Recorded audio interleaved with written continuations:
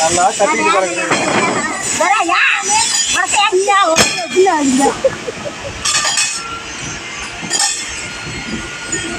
எங்க 3 பேர் தாங்க எங்கள் கம்பெனியில் இருக்கிற பிரபலமான ஆளுங்க. பாருங்க, இவங்க மலர்வதி, ராமானுஜம், இந்த அம்மா பாருங்க நக்மா. நக்மா பிரபலமான குரூப்பு. இந்த 3 பேர் தான் அந்த கம்பெனியில். ஓகே, பார்த்து லைக்கி போடுங்க சார் எங்களுக்கு.